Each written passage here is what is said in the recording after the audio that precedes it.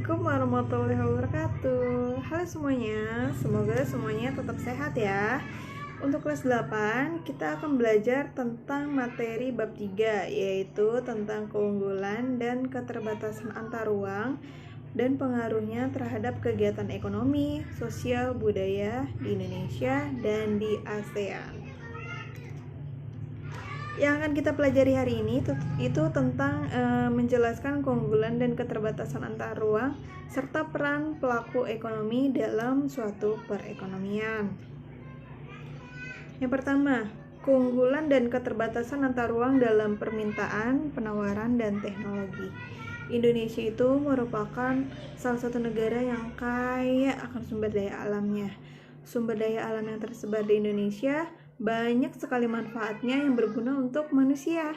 Itu semua merupakan keunggulan yang dimiliki Indonesia.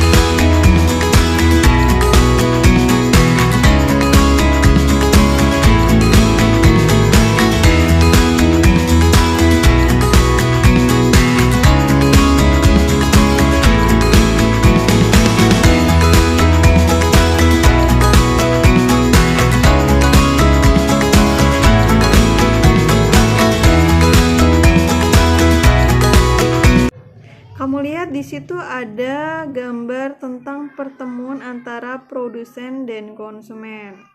Ada dua orang ibu, yang satu sebagai penjual, dia menjual sayur, kemudian yang satunya sebagai pembeli, dia membeli sayur.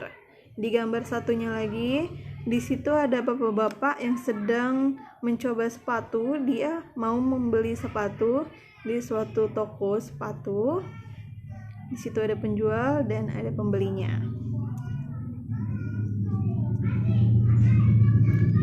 Nah, selain sebagai pemakai dan penyedia faktor produksi, ternyata RTK punya peran lagi nih, yaitu tadi sebagai faktor penyedia faktor produksi.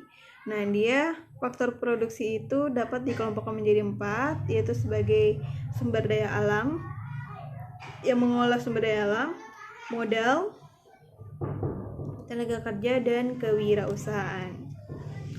Lanjut, kita ke RTP atau rumah tangga perusahaan atau rumah tangga produsen. Perannya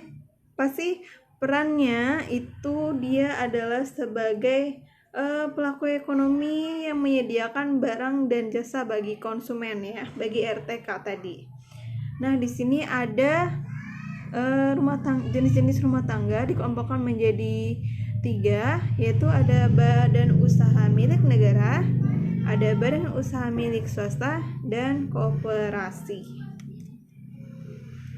Nah, ini hubungan antara rumah tangga keluarga dan perusahaan atau konsumen.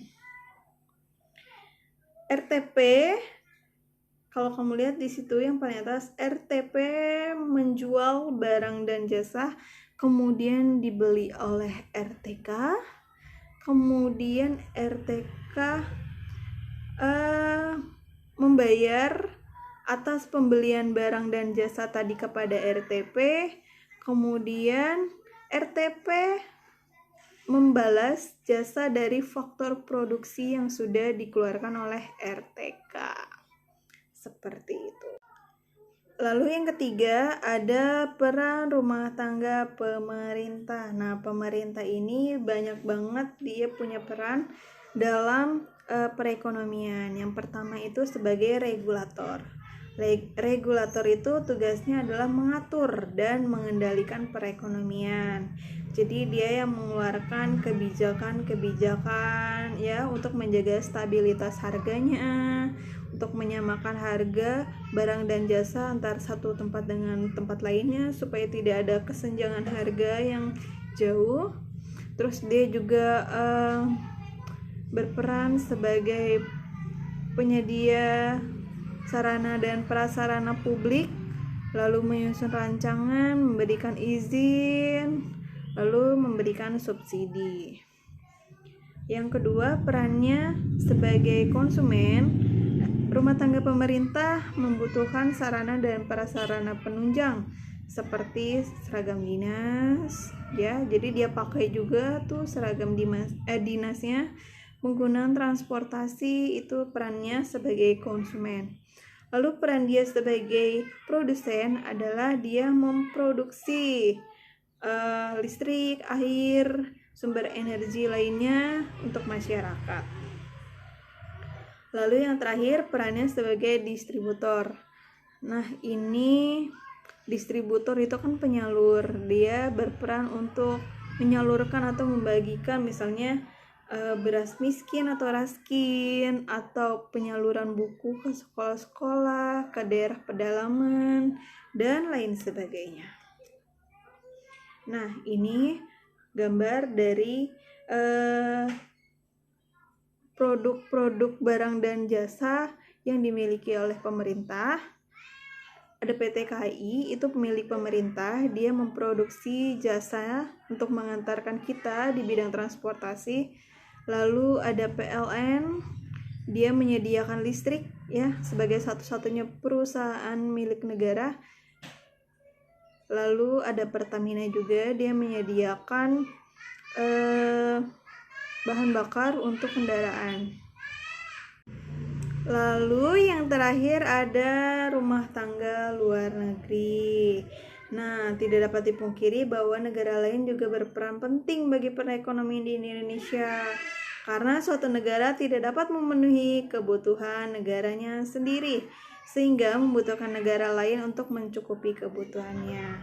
Perannya di sini ada sebagai konsumen, produsen, investor, pertukaran tenaga kerja, dan pemberi pinjaman bagi negara lain. Kita lihat yang pertama itu sebagai konsumen, melakukan kegiatan impor yang dilakukan rumah tangga luar negeri terhadap produk dalam negeri. Yang kedua, produsen, rumah tangga luar negeri membantu untuk memenuhi kebutuhan suatu negara yang tidak dapat memproduksi suatu barang dan jasa atau disebut dengan kegiatan ekspor. Yang ketiga, sebagai investor. Nah, dia memberikan dana yang besar untuk meningkatkan kesejahteraan masyarakatnya. Dia berinvestasi, di mana investasinya ini berupa dana pinjaman bagi negara tersebut. Lalu yang keempat, pertukaran tenaga kerja. Nah, apabila suatu negara butuh tenaga kerja karena memang di negaranya tenaga kerjanya sedikit, kita mengirim tenaga kerja dari Indonesia ke luar negeri. Nah, itu pertukaran tenaga kerja. Lalu yang terakhir, pemberi pinjaman luar negeri. Pinjaman luar negeri memiliki tujuan untuk membantu perekonomian suatu negara.